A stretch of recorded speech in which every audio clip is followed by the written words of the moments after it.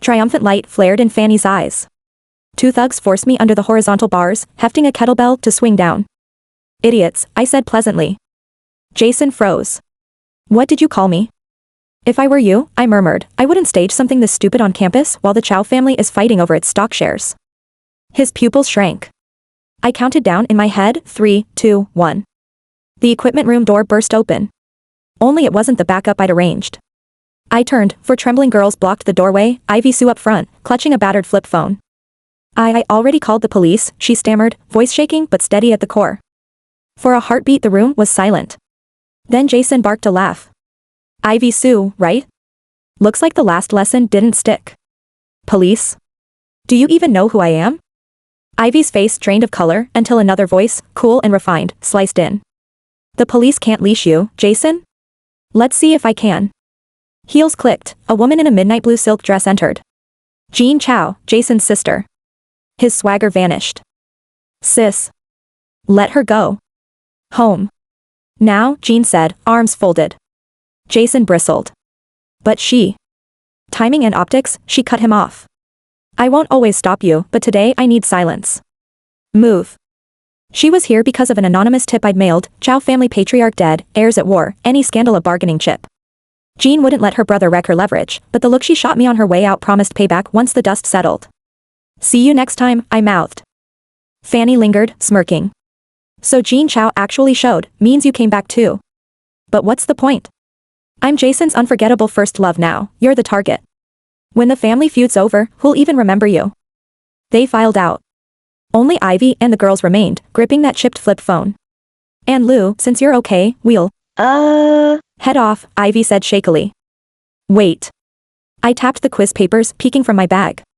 Monthly mock scores came back, need help with any problems? Ivy blinked. The other girls stared. Not just you, I added. Anyone in class 13 who's stuck can ask me. We're one group. We fight back together, we level up together. In this world the odds of a dirt poor kid becoming a golden eagle were 1 in a million. Surviving took everything they had, then people like Jason still crushed them for sport. Why should they accept that? Their eyes, faint at first, sparked brighter, like fireflies in a blackout. This world, I told them, each word clear, belongs to ordinary people, us, first. The next day, Jason Chow didn't show up to school. I knew the internal war within the Chow family had hit its peak, he had bigger things to worry about than class. I, on the other hand, was all in on studying. I stayed up late compiling key practice problems, printing them out, and passing them around. The others threw themselves into review, jotting down questions, grouping them together, and handing them to me for unified explanations the next day. Meanwhile, Jason's leftover goons tried to stir up trouble. They smirked as they painted over my chalkboard notes with thick, oily strokes. Think you can act all high and mighty just because Jason's not here, one of them sneered. He'll be back, and when he is, you're done. I gave them a look. Without a word, Aaron Zhao stepped forward and quietly shut the classroom doors. The room stood as one.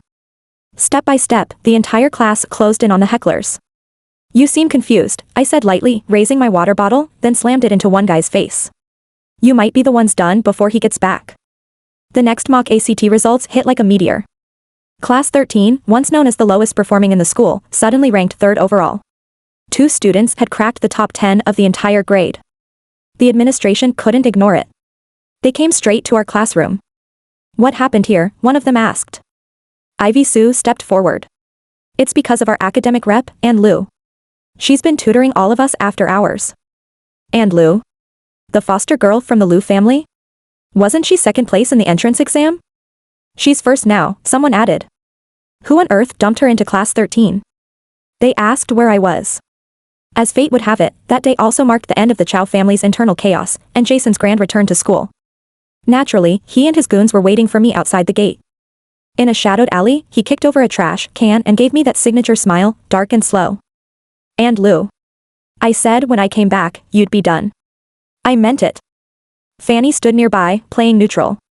Don't go too far. If this blows up, it's hard to clean up. Relax, Jason scoffed. My sister's not saving her again. They advanced. I heard you aced the mocks, he said, reaching for my wrist. Shame if those precious little violin hands got ruined, huh? His buddies grabbed me, trying to smash my hand into the brick wall.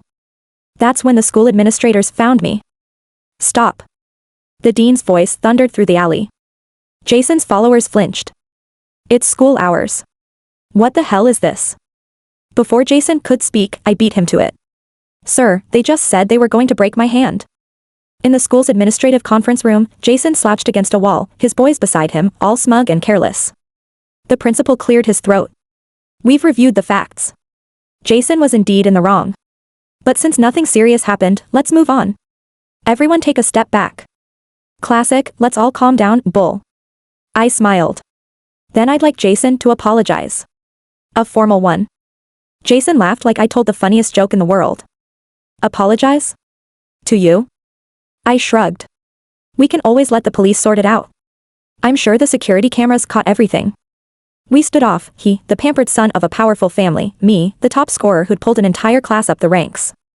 If this escalated, it would be a PR disaster for the school. So, instead of risking open scandal, a teacher pulled me aside. And, we know you've been wronged. The school failed to protect you, and we apologize. To make up for it, we're awarding you this year's special academic scholarship. We'll also tighten classroom supervision. No one in class 13 will face mistreatment again. Sound fair? I couldn't help laughing. So the school knew things were hell for class 13? The teacher winced. Well, I said, if that's the plan, fine. But the scholarship, split it. I want everyone in our class to get a share. Except for the elite heir and his minions. To their credit, the school acted fast. Soon, under the guise of rewarding group progress, every class 13 student received a scholarship. When the news reached the classroom, emotions ran high. I don't want their money, Ivy whispered, her eyes wet. He should have apologized. If we were just a little late. I timed everything, I told her calmly. The announcement, the ranking, the teachers arriving. And even if you hadn't shown up, they wouldn't have dared touch me, not really. Rich kids. Their biggest fear is a public meltdown. Erin said nothing. She just handed me a debit card. I pushed it back. I don't need the money. I can earn that much freelancing code for a few college students. Apologies mean nothing if they aren't real. What matters is what you can hold in your hands. With less than 6 months until the ACT, financial relief might be the only way for these girls to focus fully on their studies. In my last life, barely anyone from class 13 even made it to college. They were mere set pieces in Fanny and Jason's fiery, twisted romance. I even remembered 2 girls who ended up in the hospital, wrong time, wrong place, wrong mood from Jason. They missed the exam entirely. Maybe this second life wasn't just about my revenge. Maybe I came back to help more people break free. Jason's going to hate you even more now, Erin murmured later, thumbing the edge of the debit card. And your sister, she added. She was in on it too. I smiled, ruffling her messy hair. Leave them to me. You girls just study. You saved me once in that equipment room, I said. I just want to return the favor. That night, I had a rare dream of my past life. The next morning, Fanny came storming in, mascara streaked and shaking with rage. You bitch, she screamed. How dare you become the girl he can't forget, his first love. You think it's that face, huh? Bet you slept your way through your lab too. I took a bite of my sandwich and raised one hand without looking up. Security. 2 guards arrived on cue. This woman may be mentally unstable, I said flatly. Please remove her. Still crying and cursing, she was hauled out. That same day, my foster mother called over a dozen times. I ignored everyone. I told my lab mentor I'd be staying over at the institute, then buried myself in research until the current project wrapped. That's when I learned what happened. My foster parents had once again lured me back with a fake family dinner after Fanny's supposed death, and killed me. This time, I woke up under moonlight, head pounding from the phantom memory of a bat to the skull. I stared at the pale silver arc in the sky. And smiled. There won't be a next time. After the school stepped in, Jason Chow finally backed off, at least publicly. He no longer dared to openly harass students. But he and Fanny Lou grew closer by the day. This time around, Fanny knew how to play her cards. She had the so-called prince of the campus wrapped around her finger. Who knows what stories she fed him, but Jason's looks toward me grew darker and more hostile with every passing day. He stopped targeting anyone else. Now, all his hatred was mine to bear. The day of the college entrance exam finally arrived. Because of residency rules, Fanny and I weren't assigned to the same test center. That morning, Fanny whined for both foster parents to take her. I've never taken an exam this big. I'm nervous, she said sweetly, sipping from a glass of milk. Anne's exam center is nearby anyway. She's always so independent, she can go on her own. And so I left alone, walking under the first streaks of dawnlight. I turned down a quiet backstreet, then, suddenly, the roar of an engine shattered the stillness. A red sports car screeched to a halt in front of me. Jason Chow stepped out with one of his lackeys, smiling like he just won the lottery. "Third time's the charm," he said. "I finally caught you. After everything you did to Fanny, you still think you can stroll into the exam like nothing happened?" I tightened my grip on my backpack straps and stared him down. "Jason, isn't today your exam day too?" He burst out laughing. "You think I need some test to get into the best schools? I'm not like you." His eyes gleamed. "So? Where's your backup?" "Oh right, they're all in their exam halls. No one's coming to save you now." Before I could respond, a sharp pain shot through my stomach. He had kicked me, hard. I hit the pavement, gasping. As I tried to get up, he approached slowly, towering over me. "You're just a stray mutt. That's your place. Who said you could fight back?" He reached down to grab my wrist. I caught a handful of his hair and slammed his head into the brick wall behind me. "Ah!" Jason screamed in agony. His lackey rushed over, shoved my shoulder violently against the wall. A sickening crunch echoed. I felt something in my collarbone give. Blinding pain surged through me. But I wasn't done. I raised my arm, scraped it hard against the wall, skin tearing open, blood pouring down. Jason, crumpled and wheezing, had just been helped to his feet. Then he saw me, shoulder fractured, blood dripping, eyes blazing. "What the hell are you doing?" The sunlight shifted, clearing the last shadows from the alley. I dipped my fingers into the blood and smeared it across my pale skirt like a battle flag. "You've been here 3 years, bullying kids, failing every subject," I panted, breath shallow from the pain. "So here, let me teach you a quote from the syllabus. When rage explodes, blood stains 5 steps, justice moves fast across the land." I looked him dead in the eyes. "I thought maybe you'd be smart enough not to try anything today. But you're as stupid as Fanny, beyond saving." Wind swept across my open wound, stinging like fire, and yet I smiled, sharp and bright. "So what if you're on top now?" I asked, eyes glittering. "You think you'll stay there forever?" Right then, 2 reporters appeared at the alley's end, cameras rolling. Flashbulbs popped. They zoomed in on the broken CCTV, the blood-soaked hem of my skirt, my mangled arm, the tears streaking down my face. Jason finally realized he'd walked right into my trap. "I'm from the Chow family," he said coldly. "This is personal. Back off if you want to keep your jobs." The reporters paused, lowering their cameras. Jason smirked. But instead of leaving, they came closer. One of them gently avoided my injured arm and took my other hand. "Let's go." I got in their car, prearranged, of course, and we sped off. Jason's car gave chase, tailing us all the way. Time was tight. Students were already inside their test centers. Outside the gates, swarms of parents and reporters stood waiting. Our car screeched to a halt in front of them. All eyes turned as I pushed the door open and stumbled out, soaked in blood. "Jason Chow." I turned to face the red sports car and shouted every word. "You think being part of the Chow family gives you the right to stop me from taking this exam? You broke my arm? Fine. I'll crawl inside if I have to. Unless you kill me right here, you can't stop me." Jason leapt out, clinging to his car door, eyes wide in shock and rage. I caught a glimpse of myself in his pupils, hair a mess, body battered, but skirt whipping like a banner in the wind. "What?" I sneered. "Scared now?" Police sirens wailed in the distance. I smiled at him one last time. "Guess I'll go ace my test now." The June heat was punishing. The test hall had no air conditioning. Sweat soaked into the gauze on my wounds, pain pulsing like a second heartbeat. But my mind was sharp, laser-focused. After the first 2 sections ended, I headed to the hospital. Ivy Sue waited silently as the doctor picked gravel out of my arm with tweezers. "Will it scar?" I asked, glancing down. "Maybe," the doctor replied, "but nothing serious. Surface injury." I smiled, eyes half-lidded. Well, if Jason wanted a spectacle, I hope he's happy. This one came at a price. That night, I didn't return to the Liu house. I stayed in a dingy motel near the testing center. This exam wasn't hard, not in my last life, and certainly not in this one. I had every formula, every concept, every paper I'd ever worked on, locked inside my brain. That's something Fanny could never steal, no matter how many times she came back. After the final exam, I checked into the hospital. As expected, I was trending online. Top scorer misses exam by inches after assault. Chow air attack student before test. Who is Ann Liu? The video of me confronting Jason, bloodied, shaking, was everywhere. God, look at her arm, she still took the test? She's been bullied for years. If she missed this exam, everything she worked for would have been wasted. Somebody investigate the chows. This is beyond corrupt. I turned off the phone. At my bedside, Ivy was quietly peeling an apple. Erin Zhao sat across from me.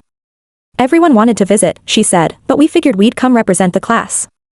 No major injuries, cast comes off tomorrow, I said, flexing the plastered shoulder and forearm. So, Ivy, think you scored higher than me? She didn't smile back. How were you so sure those two reporters would help? Jason's car chased us right to the test center, parents, cameras everywhere, yet almost nobody dared to run the story. No one wants to cross the chows for some blood-soaked girl who might not even finish her test. Those two were different, I replied. Brave people stay brave, the righteous stay righteous. In my last life, the school next door was rocked by a scandal. A professor faked research for years and stole millions in grant money. The exposé was led by two rookie journalists, Nan Su and Yen Lu. When I reached out this time, they were still interns. On the phone, Nan was baffled. If you knew Fanny's plan, you could have avoided her. Why risk everything? I flipped a butterfly knife between my fingers and chuckled. Because she hasn't just hurt me. She's steamrolled everyone in my class. If we're going to make noise, let's make it loud. For more than 2 weeks the media tempest raged. It peaked the day ACT results dropped. I'd outscored my last life by almost 2 whole points, a perfect 36, the new state top scorer. Now my leverage was undeniable. The Chow sent someone with real authority, Jean Chow herself. Foster mom called, demanding I come home for a talk. The moment I opened the door and saw Jean seated in the living room, I laughed. Miss Chow, told you we'd meet again. Her elegant gaze settled on me. And Lou, name your price. I feigned confusion. Price? My foster father slammed the table. Enough games. Take the settlement and be done. Foster mom's tone was icy. We raised you since you were 10. Are you really going to bite the hand that feeds you? I almost laughed aloud. You adopted me because my dad, your distant cousin, died saving your family. You needed to dodge the ungrateful label. 8 years of drudgery for a life, now you say I owe you? I packed my documents, slung my wallet over a shoulder.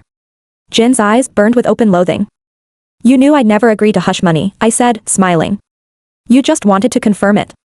Jason was shipped off to a foreign boarding school. Back home, every single class 13 student cleared the college entry line. Erin Zhao's 32 ACT earned her a spot at the state's top tech university. The principal shook my hand until his face flushed. The school owes you a huge scholarship, he declared. I answered calmly, Sir, you remember what happened outside the test center. Instead of a personal award, please enforce real policy so no more Jason Chows slip through the cracks. He stammered agreement. The education board was already deep diving past bullying cases. For the next few years, at least, fairness would rule these halls. In the corridor I crossed paths with Fanny. Her hatred was sharper than in the previous life. And Lou, how dare you? How dare you?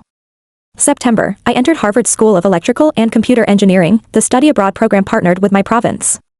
Thanks to the lingering publicity, every move I made sat under a spotlight, useful protection from the Chow family's reach and a fast track to reconnect with the mentor from my last life, Professor Tan. World University Hardware Challenge is this year, I told him. I want you as my advisor. Behind his glasses, his eyes softened. So you're the student who took on the Chows. I won gold, uncontested. Then, ahead of any timeline I once knew, I handed Professor Tan preliminary results for a next-gen microchip project, years before it should exist. Alone in his office, he studied me. You're a freshman, and I explain. You can call it talent, I smiled, or say I skipped the soup of forgetfulness on my way to this life. He was a cautious man. I knew he'd verify every datum. I waited. A week later, he invited me to his home. How did you know, he asked, those exact 2 reporters would stand with you? You never cast a wide net, never scrambled for contacts. You mailed the Chow family an anonymous warning first. Why such certainty? I met his gaze. When I was little, I lost both parents and was shuffled into the Liu household. I didn't understand love from elders, until I met my mentor in the previous timeline. I'd been awake in the lab for 3 straight days. At a group dinner I kept muttering formulas. He tapped my head with his chopsticks, eat properly. People will think I'm exploiting you. Then he tugged my cheek, smile more. You're too young to look this tired. Professor Tan studied me for a long time, then chuckled. When I'm not buried in research, I read the occasional reincarnation novel. Far-fetched, but entertaining. I blinked. Really? I hardly read fiction. He waved the comment aside. I'll have a team replicate your data and move the project forward. As for you, once you finish core courses, I'll request you early into my lab. Any other hurdles, just say the word. Professor Tan's question snapped me fully awake. I stepped forward, clasped his hand, and spoke from the gut.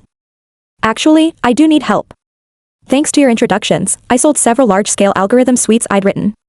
That gave me cash, and, more important, a network that feeds me information 10 times faster than before. One firm even sent me a black tie invite.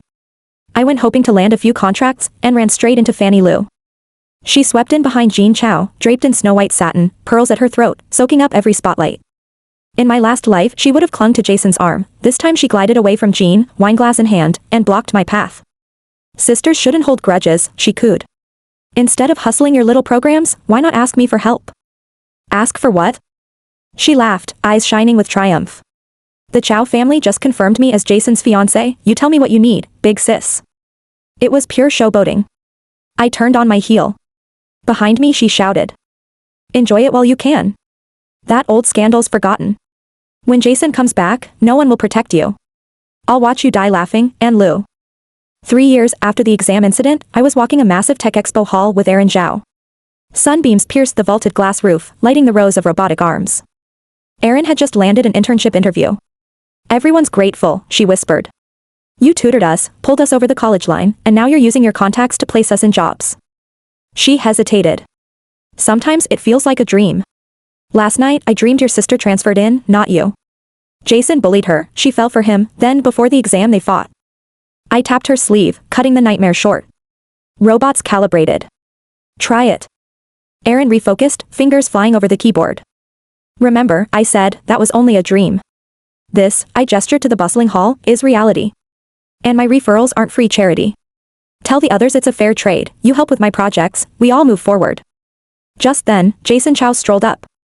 3 years abroad had sharpened him, his malice lay coiled behind a civilized smile. Long time no see, Anne. Still alive, Jason? I answered lightly. I figured you'd die in a shootout overseas. He leaned closer, voice soft. Be grateful we're still on home soil. Anywhere else, I could gun you down and call it self-defense. He clearly thought that line dripped menace, until the robotic arm Aaron was testing swung half a turn and bonked Jason on the back of the head. What the? He spun, murderous glare, on Aaron. She calmly rotated the arm back. Sorry. Slipped. Jason could never hold his temper. I waited. That afternoon an anonymous complaint hit the university board. A mere undergraduate publishing 3 top-tier chip papers? Fraud. The old alley confrontation video resurfaced, but this time gossip claimed I'd staged the whole thing for clout. Look, she still got to take the exam and became top scorer. Impossible unless it was a setup. And she snagged gold at the World Hardware Competition. Yeah, right. Her advisor must be dirty too. Media manipulation was the Chao family's specialty. 3 years ago I'd caught them off guard, now they wanted a final kill shot. Research funds froze. My projects, halted. The university suspended me pending investigation. As campus security escorted me out, Professor Tan squeezed my shoulder. Truth fears no shadow, he said. Stand firm. I asked, do you believe me, Professor? He held my gaze in the western courtyard sunlight. Stretch the timeline of any event, examine each move, and hidden intentions appear, like chess pieces finding their purpose long after the initial play. For 2 weeks I did nothing, publicly. I leaked small errors, to make my data look suspicious. The Chaos pounced, blood in the water. Fanny sobbed on live TV, claiming I'd freeloaded off the Lu family for years and abused her as a sister. National attention demanded a verdict. So I scheduled a live-streamed press conference. Interviewers? Nan Su and Yen Lu, the same fearless reporters. Under their cameras I laid out high school records showing I'd coded courseware for college students since sophomore year. Complete design notes for the TW2108 chip. Every draft of my 3 impossible papers, plus full raw datasets. And about that dramatic alleyway scene? I said. Please watch. The projector rolled the uncut footage, broken CCTV, my blood-soaked dress, Jason's savage face snarling, get lost if you want to keep your job. The clip ended in darkness. I steadied myself and faced the lenses. The Chao family always figured I'd dissolve into dust like every other victim they trampled. Why should school bullying carry no cost? Why can they call falsehood truth by brute force? This world is not the Chao's playground. It belongs to everyone. The skies are vast, eventually the clouds clear. Today I file a public report against the Chao family for attempted murder, anti-competitive practices, and market monopolization. I held up photos, signed contracts, offshore ledgers, clandestine party shots, evidence collected by Class 13 interns embedded in Chow-linked firms. The live stream cut abruptly, but the internet never forgets. Files exploded across social media within minutes. Giant screens behind me flashed a rapid-fire slideshow, contracts stamped with the Chow Corporation seal, covert photos of champagne-soaked parties, Jason and Jean Chow shaking hands with Shadow World investors, even quiet snapshots of Jason meeting the same men during his 3-year overseas study. Before the evidence reel finished, the live stream was yanked offline, but the files had already rocketed across every corner of the internet. Nan Su, Yen Lu, and I sat under blistering studio lights, faces hot, adrenaline hotter. I rubbed my cheek and laughed. "Told you," I said. "If we make noise, we make it loud." The Chow Civil War had never been about a simple share split, the money web was far deeper. That's why Jean Chow once dragged Jason out of the equipment room fiasco, she couldn't allow a single slip. The night of that rescue, she hustled him to a private penthouse and sealed a future-shaping deal that handed the final victory to their branch of the family. I'd slipped her a list of every hidden player beforehand. 2 lifetimes of experience let me spot patterns I'd missed before. I sold my software to companies tied to the Chows, then funneled Class 13 interns into their offices. Market department dinners, back corridor detours, my friends snapped photos that let us trace cause to effect and locate files the Chows thought long destroyed. Now they tried to slam the lid shut, but this frenzy was their own doing, and I had no intention of letting the fire die. The day authorities hauled both Jean and Jason Chow away, a cold drizzle blanketed the city. Even the Liu family, once headed for marriage ties with the Chows, wasn't spared. My foster parents adored Fanny Liu to obsession. Knowing prison was inevitable, they claimed every crime as their own, trying to shield her. She kept her life, and nothing else. That afternoon, umbrella in hand, I left the research institute. Fanny lunged at me from the rain, I sidestepped. She slipped, landing hard in a puddle. "Why," she screamed, hair plastered to her cheeks. "Last life you did nothing and still became his first love. This time I finally replaced you, why destroy him, destroy the whole Chow family? Why aren't you the one dead, and Liu?" I slapped her. The umbrella clattered away, rain sheeted over us. I gripped her jaw. "Because the ones who deserve to die have never been me," I said, each word crisp. Did I wreck the Lius? No. They murdered, laundered, sold our country out. Royals of Beijing high society? I snorted. Feudal relics belong in hell. You're blind, Fanny. Do you know what a single leaked secret can do? It can save an entire class of students. It can push our nation's tech 5 years ahead. It can cut out a tumor and stop billions in losses. It can, quite literally, change the world. And you? You only care about being some guy's unforgettable first love. Pathetic. She stared at me, rain blurring her vision, then broke into sobs. The Chow's desperate jailbreak ended at a fog-shrouded pier, Jason shot more than 20 times, dead on the spot. My foster father and mother received 20-year sentences. News of it drove Fanny to suicide. Maybe she thought death would earn her another reset. Who knows? I shut my laptop, washed my hands, and glanced outside. Ivy Sue, Aaron Zhao, and the rest of Class 13 waited at the institute gates, waving. "I'd like the evening off," I told Professor Tan. He waved me away. "Go. You're young, stop chaining yourself to a lab bench." I grinned, headed for the elevators, and stepped into a lobby flooded with sunset gold. My friends were there, waiting. And the road in front of me blazed bright. The end.